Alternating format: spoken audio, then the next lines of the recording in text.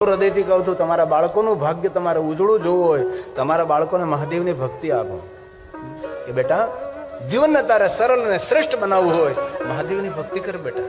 જરૂર તને smart mobile હું આપીશ, પણ એક બેટા રુદ્રાક્ષની માળા લઈ લે અને રોજની એક માળા ઓમ નમઃ શિવાયની કર, તારો બેડો પાર બેટા.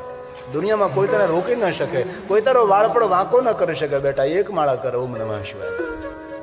ભગવાન શ્રી હરિ ભગવાન વિષ્ણુજીએ કહ્યું કે પરોપકારી તો માતા પિતા એને જ કહેવાય છે, જે માતા પિતા પોતાના બાળકોને મહાદેવની ભક્તિ આપે છે, જે માતા પિતા પોતાના બાળકોને ભગવાન શિવ તરફ ભક્તિ જગાડે છે, એ માતા પિતા પરોપકારી છે.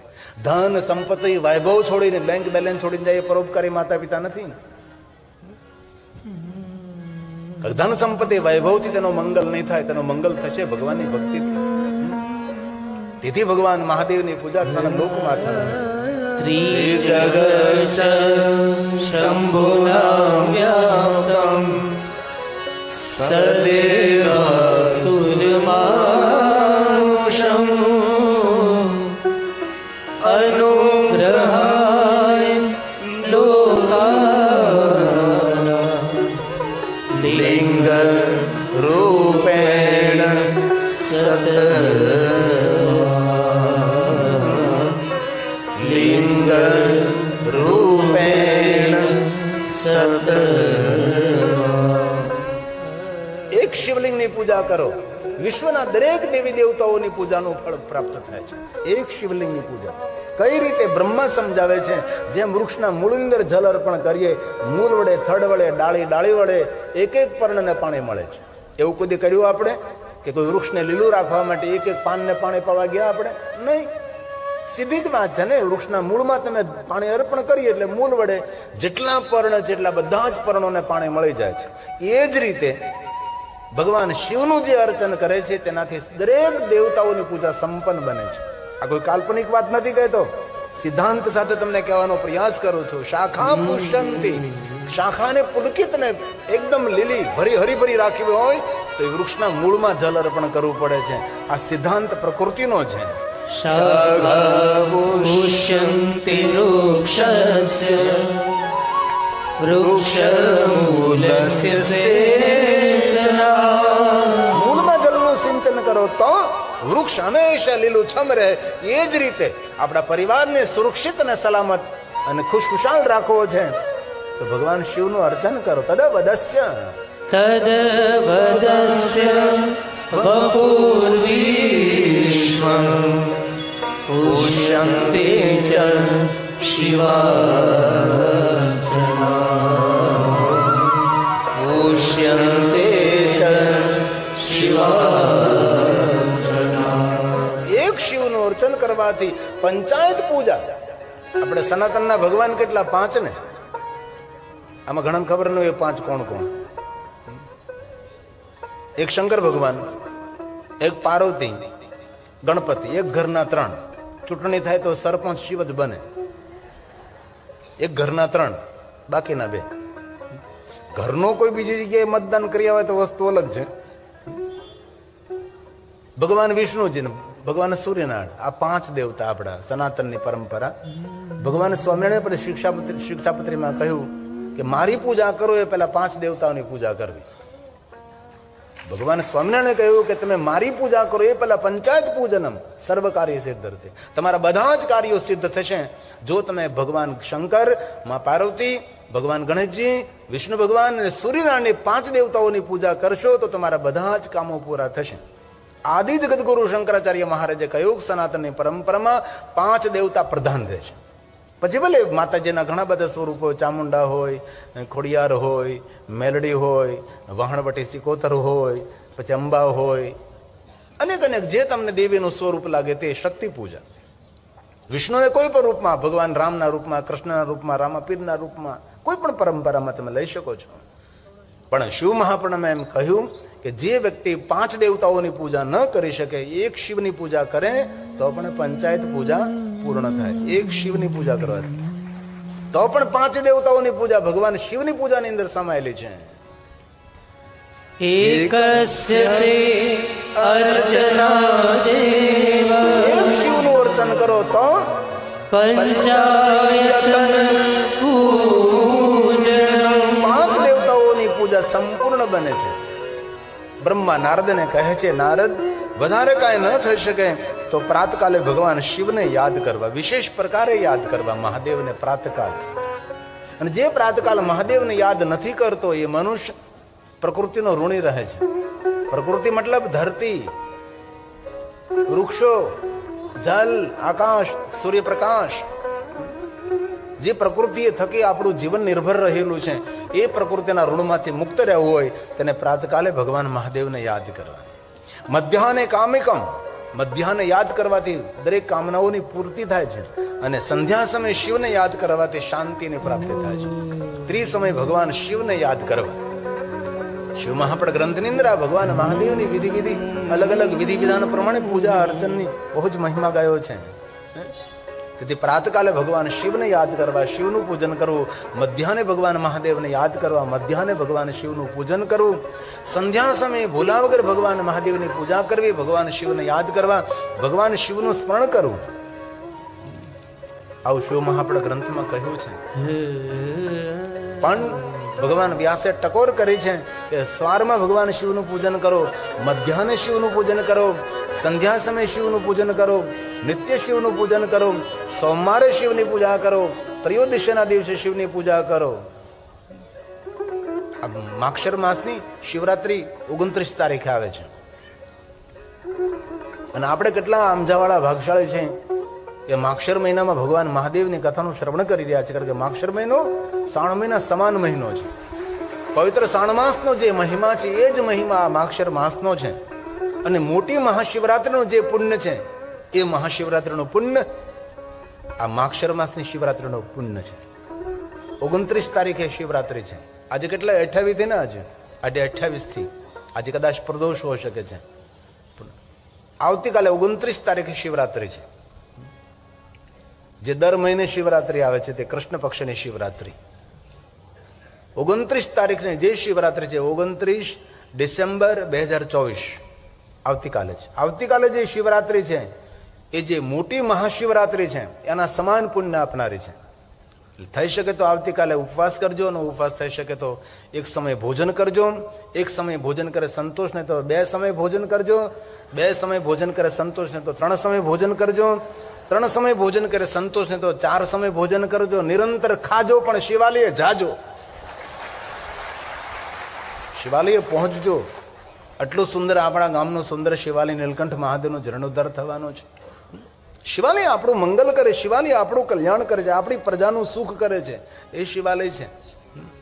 પણ ભગવાન વ્યાસજીએ ટકોર કરી છે કે નિરંતર શિવ પૂજા કરતા રહીએ, નિરંતર ભજન કરતા રહીએ, બુદ્ધિ શુદ્ધ થાય, વિચારો શુદ્ધ થાય, વિચારો પાવન બને, જીવન આપણું પાવન બને છે. પણ માણસ માત્ર એ સુખી થવું હોય તો પોતાના કર્મોને સુધારવા જોઈએ. જ્યાં સુધી આપણા કર્મો નહીં સુધરે ત્યાં સુધી આપણું કલ્યાણ કેવી રીતે થાય? આપણે રોજ સવાર સાંજ રાત્રે દિવસ રાત્રે પૂજા કરતા રહીએ અને માવો ખાતા રહીએ. જોકે આમજામાં તો કોઈ માવો ખાતા જ નથી, તો જરૂર તને આજને તો કાલ તને કેન્સર થવાનું જ છે, કોઈ પીડા થવાની જ છે ને. તેથી કહ્યું આપણા કર્મો સુધારો. કલો યુગે વિશેષણ, કલયુગની અંદર માણસે સારા કર્મો કરવાથી તેને સારું ફળ પ્રાપ્ત થાય છે. આ કયો યુગ આલે છે? આ યુગનું નામ છે કલયુગ.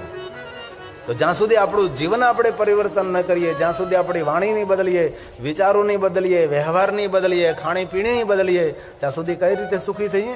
કારણ કે કલયુગ ચાલે છે. કલયુગમાં જેવા જેવા આપણે કર્મો કરશું તેવા તેવા આપણને ફળની પ્રાપ્તિ થશે. તેથી સારા કર્મો કરવા, સારા વિચાર, સારું વિચારવું, સારું બોલવું, સારો વ્યવહાર કરવો. તેથી ભગવાન વ્યાસનું વચન છે કે આ બધી જ પૂજા તમે કરો, દિન રાત ભગવાન શિવની પૂજા કરો, પણ જ્યાં સુધી આપણા કર્મો નહીં સુધરે ત્યાં સુધી આપણને સુખ નહીં મળે. સુખી થવા માટે શું કરવું પડે? આપણા જીવનના કર્મોને આપણે બદલવા પડે છે. આ વ્યાસ બોલ્યા છે, એવમ જ્ઞાત્વા નરકુર્વન યથોક્ત ફલવામહે કલો યુગે વિશેષેણ ફલ સિદ્ધિષુ કર્મણા ફલ સિદ્ધિષુ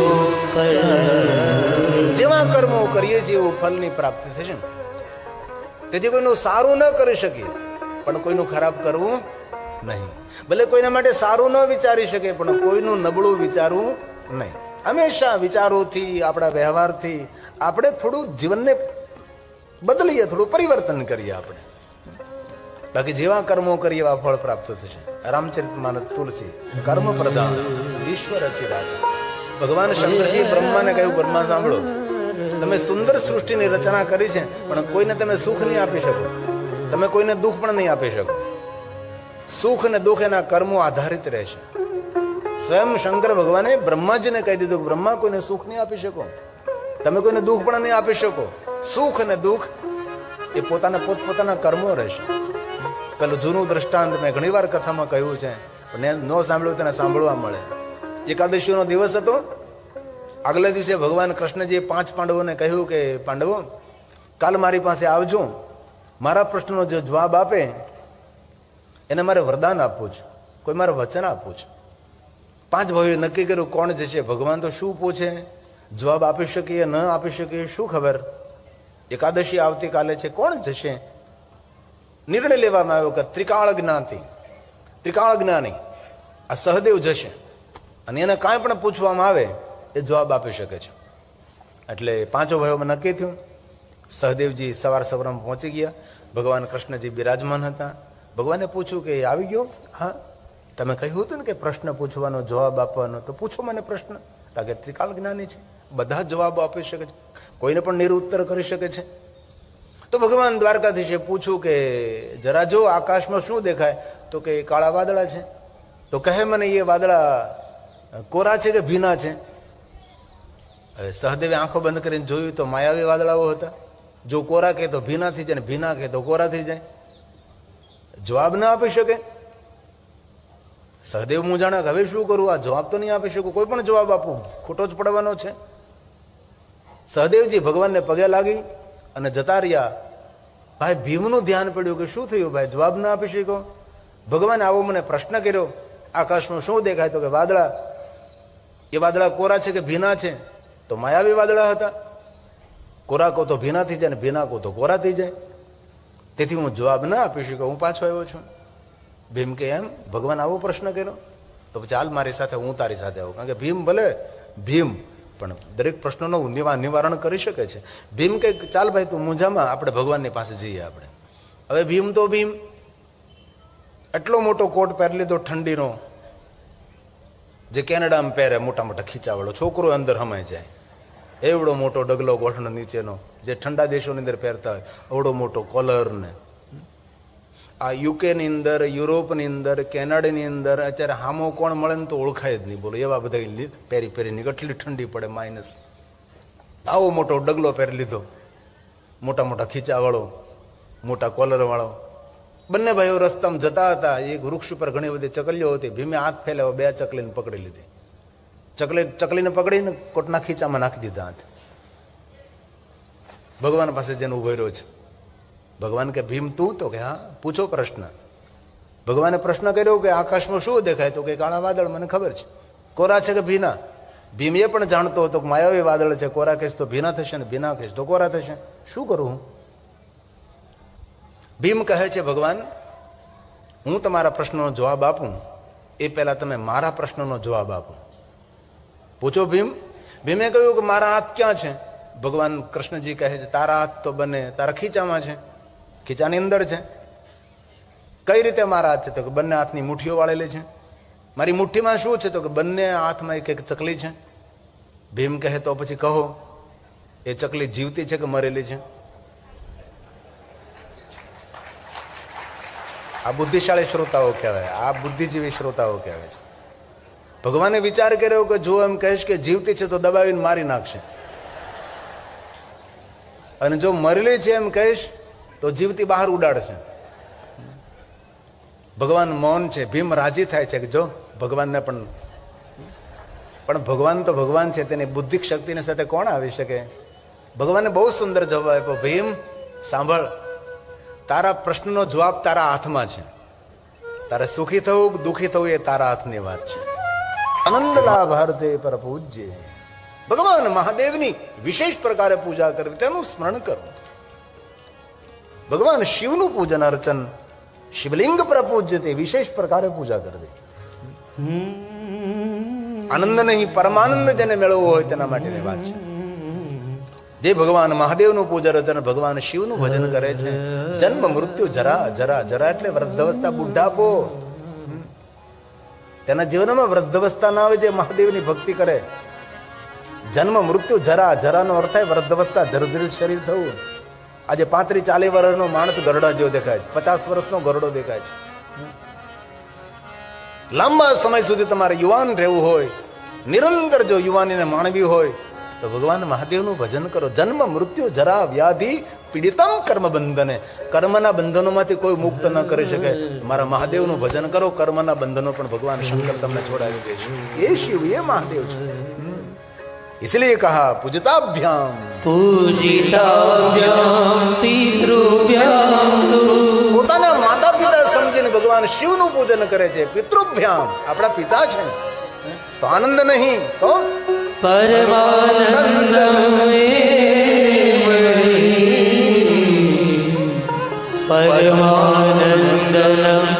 લાભાર્થે શિવલિંગ પ્રપૂજ્યતે.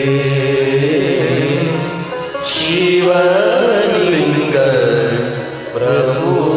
ભગવાન શિવના દરબારમાં કોઈ ભેદ નહીં. કોણ બ્રાહ્મણ, કોણ ક્ષત્રિય, કોણ વૈશ્ય, કોણ શૂદ્ર, કોણ પ્રતિલોમજ. શિવના દરબારમાં કોઈ જાતિ જ્ઞાતિ વર્ણ ભેદ નથી. મહાદેવના દરબારમાં પવિત્રતાની પ્રધાનતા છે. કોઈ પણ જાતિના, કોઈ પણ જ્ઞાતિના, કોઈ પણ વર્ણ મહાદેવનું પૂજન કરી શકે છે. સ્વયં બ્રહ્મા બોલે છે, નારદ સાંભળો. બ્રાહ્મણ ક્ષત્રિયો વૈશ્ય શૂદ્રો વા પ્રતિલોમજ. એ જાતિથી જન્મેલો પ્રતિલોમજ. પૂજ્યતે સતતં લિંગં તન્મંત્રેણ સાદરં. તન્મંત્રેણ આદર સાથે મંત્રો દ્વારા ભગવાન મહાદેવની પૂજા કરી શકે છે. હવે સાંભળો તમે, કિમ બહુન કેન, કેટલી સુંદર વાત કરી છે. કિમ બહુકેન મનુષ્ય દરેક મનુષ્યને અધિકાર આપું છું. ભગવાને કહ્યું કે દરેક મનુષ્યને અધિકાર આપતો હોય તો નારીને શા માટે ના અધિકાર આપું ભાઈ? હે? દરેક મનુષ્યને જો હું શિવ પૂજાનો અધિકાર આપતો હો તો પછી નારીને શા માટે નહીં? તેથી જેટલો પુરુષોનો અધિકાર છે એટલો જ બહેનોને પણ ભગવાન મહાદેવની પૂજાનો સંપૂર્ણ અધિકાર છે. પણ પવિત્રતા પ્રધાન, પવિત્રતા હોવી જોઈએ ભાઈ. બે જ માણસો શિવાલયના ગર્ભગૃહમાં જઈ શકે છે. એક તો જેને ભીના વસ્ત્રો પહેર્યા છે, પલળતા વસ્ત્રો, ને એક અનટચ કોરા વસ્ત્રો પહેર્યા છે. અપવિત્ર અવસ્થામાં શિવાલયના ગર્ભગૃહમાં ન જવાય. અરે અપવિત્ર અવસ્થામાં કોઈ દેવની પૂજા ન થાય તો મહાદેવની કઈ રીતે આપણે કરી શકીએ છીએ? અધિકાર નથી એવું નથી. ઘણા લોકો એમ કે બહેનોનો અધિકાર નથી. અરે મહાદેવના દરબારમાં કોણ સ્ત્રી, કોણ પુરુષ? इसलिए कहा किम बहुन कैन, किम बहुकेन मनुष्य स्त्रीणाम् अपि तथा अन्यतः अधिकारोऽस्ति सर्वेषां शिवलिङ्गार्चने.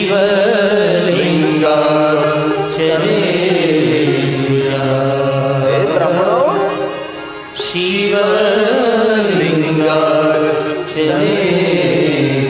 તેથી ભગવાન મહાદેવની પૂજા કરવી. ઘરમાં જે શિવલિંગ રાખીએ તેને ચલિત શિવલિંગ કહેવાય છે. હાલતું ચાલતું હરતું ફરતું શિવલિંગ. મહાદેવના ભક્તોમાં સુંદર, મહાદેવના ભક્તોના ઘરમાં સુંદર શિવલિંગ હોય છે. ઘણા શિવ ભક્તો તો પોતાની સાથે ભગવાન મહાદેવનું લિંગ સ્વરૂપ લાગે. યાદ કરો અહલ્યાબાઈ, મહારાષ્ટ્ર, ઇન્દોરની મહારાણી જ્યાં જાતી ત્યાં શિવલિંગને સાથે લઈને જતી હતી.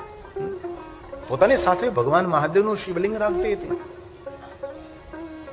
એક વાત કહું, જે મહાદેવના ભક્તો છે ને એ આપણા માટે તો વંદનીય છે, પણ શિવપુરાણમાં કહ્યું કે જે મહાદેવના ભક્તો છે વિશ્વના દેવતાઓ માટે પણ વંદનીય છે. વિશ્વના દેવતાઓ તેમને વંદન કરીએ. મહાદેવની ભક્તિનો મહિમા છે. તો કોને ભગવાન મહાદેવની પહેલી નિરાકાર લિંગ સ્વરૂપની પૂજા કરી? આમ જિંદગી પૂરી ન થાય ધ્યાન રાખજો. કાંઈ ન થાય તો કોઈ વાંધો નહીં. પણ સોમવારે મહાદેવનું દર્શન કરવા તો નીલકંઠને જાજો, બાકી ઢોઢ ઢાખરમાં પૂરું થઈ જાય. ઘણા મને કે ગામડામાં જઈને કે જાતા જ શિવાલય, તો કે ઢોઢ ઢાખરની ચિંતા. અમારા કાઠિયાવાડનો શબ્દ છે ઢોઢ ઢાખર. હું પૂછું કે ઢોર તો સમજ્યા, ગાય ભેંસ બળદ, આ ઢોર, આ ઢાખરી ને સમજાણું. એક બેને મને કહેલું, મને કે બાપુ કોઈને કયો ને તો હું કહું ઢાખર હું. મેં તો કોઈને ન કહું, ને કહું તો માઇકમાં જ કહું. તે બહેને મને કહેલું કે ઢોર એટલે તમે સમજો બાપુ, ઢોર ઢાખર, ગાય ભેંસ બળદ આ બધા ઢોર. ઢાખર બીજો કાંઈ નહીં, ઢાખર તમારો ભાઈ. આ શિવાલય જાતો નથી ને મને જવાય નથી દેતો. ઢાખર, ઢાખર એટલે ખરાબ ને, ઢાખર એટલે ઘરનું ઢાંકણ, ઘરનો મોભ. એનું અમારે ધ્યાન રાખવું પડે છે. ઘરનો મોભ છે, ઘરનું ઢાંકણ છે. કોને પહેલી પૂજા કરી મહાદેવના લિંગ સ્વરૂપની? લિંગાષ્ટક છે. અને આપ સૌને પ્રાર્થના, ક્યારે અવસર મળે તો લિંગાષ્ટકનો પાઠ કરજો. સર્વ લિંગોની વંદન, એમાં 12 જ્યોતિર્લિંગ, ઉપલિંગ, સુરલિંગ, ગુરુલિંગ, બધા જ લિંગ સ્વરૂપ લિંગાષ્ટકની અંદર છે. આ ધરતી પર જેટલા શિવલિંગો છે, દરેક શિવલિંગોનું આપણે દર્શન ન કરી શકીએ, પણ દરેક શિવલિંગોનું દર્શન અને પૂજન કરવાનું ફલ પ્રાપ્ત કરવું, તેને લિંગાષ્ટકનો પાઠ કરવો. આમાંથી ઘણા મહાદેવના પરમ ભક્તો લિંગાષ્ટકનો પાઠ કરતા છે.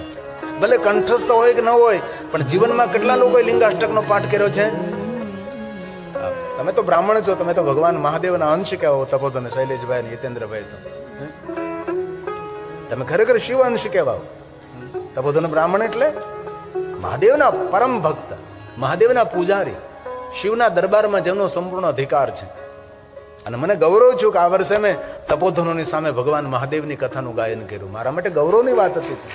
બધા જ તપોધન બ્રાહ્મણો મહાદેવના પરમ ભક્ત, પરમ ભક્ત, શિવથી વધારે આગળ જાય જ નહીં. બસ શિવ શિવ. ખુશી વ્યક્ત કરું છું. તો ભલા થઈને ક્યારેક પાઠ કરજો. તમારા કુળ ગૌરવ તેને જો કોઈ લિંગાષ્ટક અમને જરા સંભળાવો. લિંગાષ્ટક એટલે દરેક લિંગોની વંદના છે, દરેક લિંગોની પૂજા અર્ચન છે, એ લિંગાષ્ટક છે. પહેલી શિવલિંગની પૂજા કોને કરી? તો કે બ્રહ્માએ અને વિષ્ણુજીએ સાથે ભેગા મળીને પ્રથમવાર ભગવાન મહાદેવના લિંગ પૂજાનો પ્રારંભ બ્રહ્મા અને વિષ્ણુ કર્યો છે. આ લિંગાષ્ટકની પહેલી પંક્તિ છે. આપણે રોજ એક અષ્ટક, સ્તુતિ અથવા સ્તવન રોજ એક કરીએ છીએ. આપણે કાલે જે આપણે કર્યું હતું એ દુઃખ અને દરિદ્રતાને દૂર કરનારો સ્તોત્ર, જે ગુરુ વશિષ્ઠ મહારાજે જેની રચના કરી હતી. આ લિંગાષ્ટક આદિ જગતગુરુ શંકરાચાર્ય મહારાજે રચના કરી છે. ભણેલા માણસોએ કરવું જોઈએ. થોડાક વહેલા ઉભા થાવ.